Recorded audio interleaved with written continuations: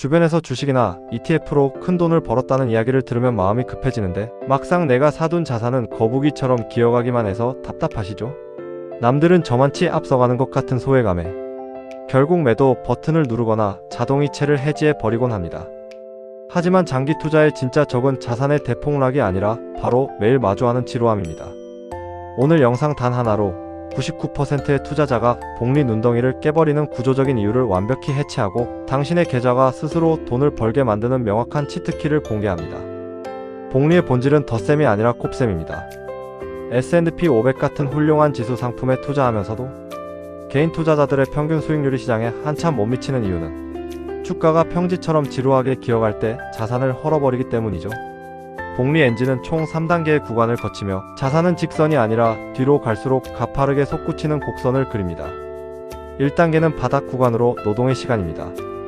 연 수익률이 7%가 나와도 곱해질 잔고의 덩치가 작기 때문에 매달 마시는 커피값이나 구독, 서비스 금액을 아껴 저축하는 원금의 힘이 시장 수익을 압도하죠. 자전거 페달이 헛도는 듯한 이 느림은 고장난 것이 아니라 복리 시스템의 정상적인 예열 과정입니다. 2단계는 변곡 구간으로 역전의 시작입니다. 10년의 터널을 묵묵히 버텨내면 잔고가 커져서 1년 동안 시장이 알아서 벌어다 주는 금액이 내가 1년 동안 저축하는 금액을 처음으로 추월하게 됩니다. 한정판 쇼핑을 참아가며 모은 눈덩이가 스스로 구르는 감각을 계좌에서 확인하게 되며 20년 차에는 시장이 벌어오는 돈이 매년 납입하는 금액의 수배로 늘어납니다. 3단계는 불꽃 구간으로 복리의 폭발입니다. 잔고가 수억 원대로 커지면 매달 넣는 원금은 저수지에 물 한 바가지 붓는 것처럼 자산 규모에 큰 티가 나지 않습니다. 초기 1년 차에 단 12만 원이던 시장 수익이 30년 차에는 한 해에만 수천만 원으로 불어나는 무려 200배의 격차가 발생하죠. 내가 잠을 자거나 휴가를 간 순간에도 계좌가 대기업 직장인의 연봉에 맞먹는 자산을 스스로 창출해냅니다. 주가가 움직이지 않는 지루한 하락장이나 정체기는 실패의 신호가 아닙니다. 오히려 복리 엔진이 거대한 불꽃을 터뜨리기 위해 에너지를 응축하는 가장 강력한 기회의 시간이며 가장 저렴한 가격에 자산의 덩치를 키울 수 있는 골든타임이죠. 하지만 사람들은 자본이 노동을 역전하기 직전인 10년차 전후의 결혼, 전세금 인상, 출산, 내 집 마련 등의 목돈 압박으로 무너집니다.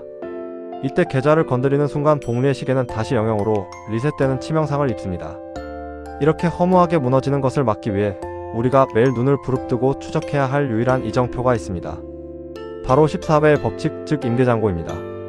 여기서 임계잔고란 내가 1년 동안 피땀 흘려 아끼고 모을 수 있는 돈을 내 자산이 스스로 굴러가며 똑같이 벌어다 주는 시점의 자산 규모를 뜻합니다. 즉, 돈이 벌리는 속도가 내 노동 저축 속도와 정확히 같아지는 자본주의적 변곡점인 셈이죠. 그렇다면 왜 하필 14배일까요? 여기에는 아주 명쾌한 수학적 원리가 숨어 있습니다. 이 계산은 내 자산의 연 복리 7% 수익률을 곱했을 때 내 연간 저축액과 똑같아지려면 잔고가 대체 얼마여야 하는가? 라는 질문에서 시작합니다. 공식으로 보면 간단합니다. 임계잔고의 0.07을 곱한 값이 연간 저축액이 되어야 하죠. 우리가 알고 싶은 건 임계잔고의 크기니까 식을 거꾸로 뒤집어서 연간 저축액을 0.07로 나누어주면 됩니다. 이때 계산기로 1 나누기 0.07을 해보면 놀랍게도 14.2857이라는 숫자가 떨어집니다. 즉, 내가 1년에 저축하는 금액의 정확히 14.28배를 모으면 된다는 뜻이고, 이를 기억하기 쉽게 단내림해서 14배의 법칙이라고 부르는 것입니다. 실제 금액을 대입해보면 소수점 단위까지 소름 돋게 맞아떨어집니다. 예를 들어 매달 30만원씩 저축하는 분이라면 1년에 360만원을 모으시겠죠? 여기에 방금 구한 14.2857을 곱해보면 목표 임계잔고는 약 5,140만원이 됩니다. 실제로 약 5,142만원을 투자해 연 7% 수익을 내면 1년에 정확히 내가 저축한 액수와 같은 360만원이 자본소득으로 나옵니다. 같은 원리로 매달 50만원을 저축해 연 600만원을 모으는 분의 목표 잔고는 약 8,570만원이 되고, 매달 70만원씩 저축해야 연 840만원을 모으는 분이라면 약 1억 2천만원이라는 명확한 숫자가 산출됩니다. 그런데 이 복리시계는 지독할 정도로 공평합니다. 내가 매달 원금을 더 많이 넣는다고 해서 이 변곡점에 도달하는 시간을 단축할 수 없습니다. 넣는 돈이 커지면 내가 넘어야 할 14배의 목표 잔고도 똑같이 커지기 때문이죠. 결국 한 달에 30만원을 모으든 70만원을 모으든 상관없이 24배 임계잔고에 도달하는 시간은 모두에게 약 10.2년이라는 동일한 시간이 걸립니다. 재테크 상식으로 유명한 72의 법칙인 자산이 2배가 되는 시간을 쉽게 구하는 법칙을 72 나누기 7 수익률을 대입하면 10.28년이라는 결과가 나옵니다. 이 법칙이 우리에게 주는 투자 지침은 명확합니다. 투자는 더 높은 퍼센트를 쫓는 수익률 게임이 아니라 계좌의 절대적인 잔고, 덩치를 키우는 게임이라는 사실입니다. 초보자들은 단 몇 퍼센트 더 높은 수익률을 주거나 급등할 대단한 종목을 찾아 매일 화면을 들여다보느라 정작 계좌의 절대적인 크기를 키우지 못합니다. 하지만 오늘 하루의 빨간 불, 파란 불 등락은 10년 뒤의 변곡점을 단 하루도 당겨주지 못합니다. 묵묵히 평범한 지수에 묻어두고 잔고 크기 자체를 키운 사람이 결국 승리합니다. 시장은 머리가 좋은 천재가 아니라 가장 오래 엉덩이를 붙이고 앉아있는 사람에게 과실을 나누어 줍니다.